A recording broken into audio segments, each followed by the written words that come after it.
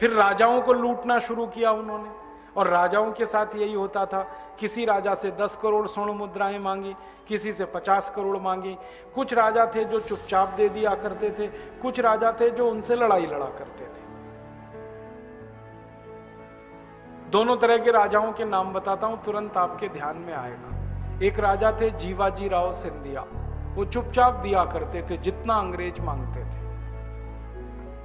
और उन्हीं के पड़ोस में एक रानी थी, महारानी झांसी लक्ष्मीबाई, उसने एक पैसा नहीं दिया कभी अंग्रेजों।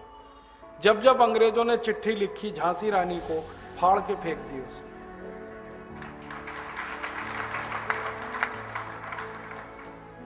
ये हैदराबाद का निजाम हुआ करता था, ये चुपचाप देता था अंग्रेजों, चुपचाप, जितना मांगा उतना देता था। और यहीं पड़ोस में ऐसी एक महारानी थी कित्तूर चन्नम्मा, बेलगाम में, एक पैसा नहीं दिया कभी उसने अंग्रेजों को। जब अंग्रेजों की चिट्ठी आई उसने फाड़ के फेंकी।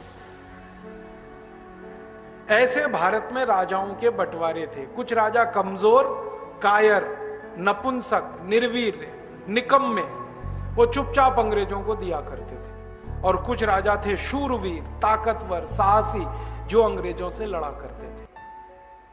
अपने जयपुर का राजा भी ऐसा ही था, चुपचाप दिया करता था अंग्रेजों, ले जाओ ले जाओ ले जाओ। लेकिन उसी के आसपास उदयपुर का इलाके के जो राजा थे, कभी नहीं देते थे अंग्रेज। तो ऐसे चला। तो जिन जिन राजाओं से पैसे मिले अंग्रेजों ने लिए और बड़ी फौज बनाई। फिर उन राजाओं से उन्होंने संधियां की अंग्रेजों ने, उसको कहते थे ट्रीटी फॉर फ्रेंडशिप, मित्रता की संधि। अब इस संधि में क्या होता था, राजाओं का गुणगान किया जाता था, आप बहुत अच्छे हैं, बहुत अच्छे हैं, बहुत अच्छे हैं, क्योंकि पैसे दे रहे हैं हमको। तो अंग्रेज उसमें लिखा करते थे बहुत अच्छे हैं, उनकी बढ़ाई करते थे झूठ मूठ की।